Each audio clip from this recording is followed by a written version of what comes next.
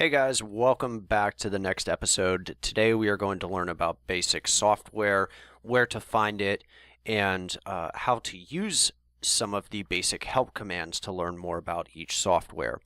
So, the first thing you'll notice on my screen is this new window called Task Manager. You can access this by clicking on the third icon from the left on your taskbar. And this is going to be where you find your network tasks and your CPU tasks.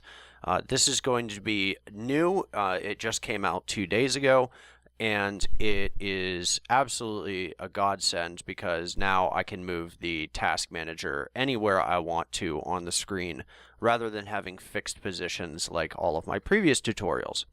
So let's go ahead and take a look at the files that we currently have on our computer. As you can tell from the previous tutorials, I have actually reset my files on my computer. So I now have 0.1 level software. And if you ever need to format your hard drive and get these softwares back to level 0.1, all you have to do is just type in format hard drive. And it formats the hard drive and gives you 0.1 softwares on your computer.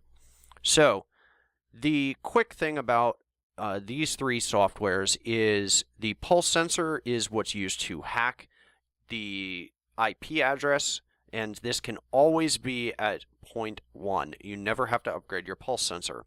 Firewall and waterwall are interchangeable, which means if you have a high firewall and the person that is trying to hack you has a water wall of a lesser level than your firewall, then they're not going to be able to hack you.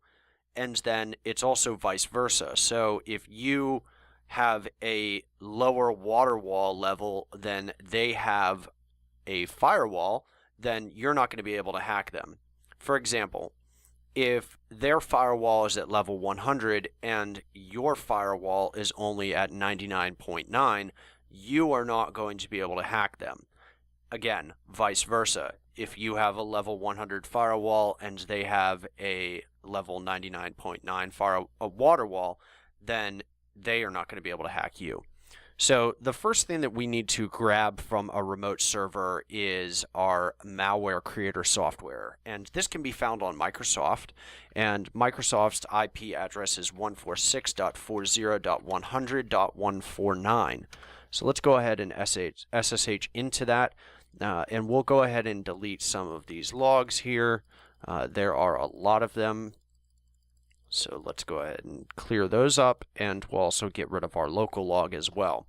Now, there's two different ways to find out what files are on the target that you have connected to. You can use the ls command from the terminal, and this will show all of the files that are on the target machine, and including the IDs, the size, the level, and the type. Okay. Now you can also click on the IP address up in the top left-hand corner, and this will open up the remote management window. Now this will make it similar to the File Explorer. The File Explorer is specifically for your software on your machine, and the remote management is what's obviously on the remote. So we need this malware creator software, and you can download this by using the take command. And if you have not set up an alias yet for download, then you can just use download. Either one works. So I'm going to use the take command, and I'm going to take malware, right? And then it will actually already know, okay, I want to go ahead and download the malware creator software. And it takes a couple of seconds here, and I will be right back as soon as this is done downloading.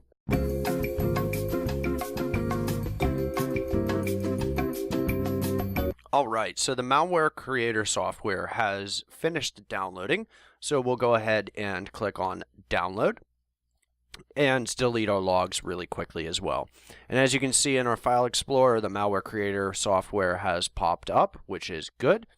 And now we can go ahead and exit the server. So let's go ahead and run our scan command, exit. We'll hide all of our logs, and we'll go ahead and clear out the terminal. The next thing that we need to download is the antivirus. And this can be found on Symantec. So let's go ahead and SSH into Symantec, which is 232.51.92.12.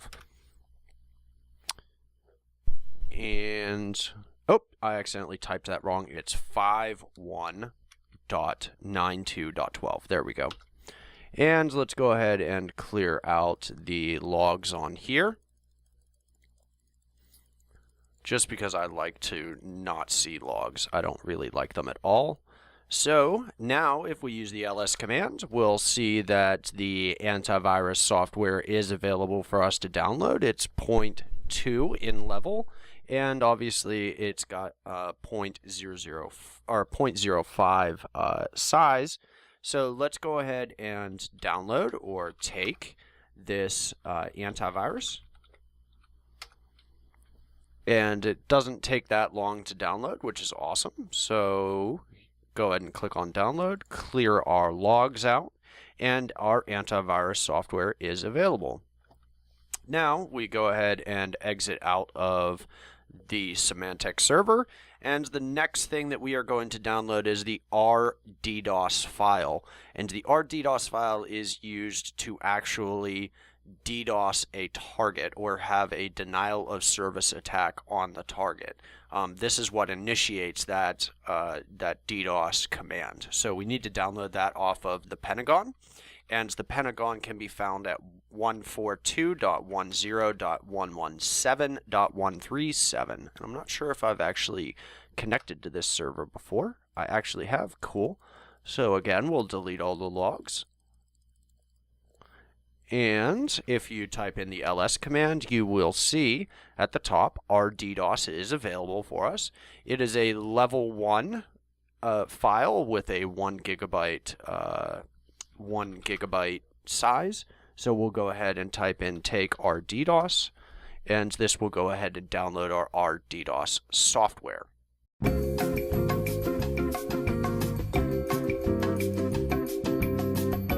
Alright, and now that we are back, this file is ready to be downloaded, so let's go ahead and download it, and we will go ahead and clear our logs. So, the antivirus is going to be for obviously getting rid of viruses on both the target machine and your local machine as well, and the Malware Creator software is going to be creating viruses, and again, the RDDoS is going to be the file that initializes a DDoS attack. So now that you have all 6 basic softwares, that is going to be the end of this video. And in the next video, we will talk about a few different things, and hopefully you'll keep on coming back. And if you like this video, go ahead and hit that like and subscribe button for all the latest SlaveHack tutorials. All right, see you guys later.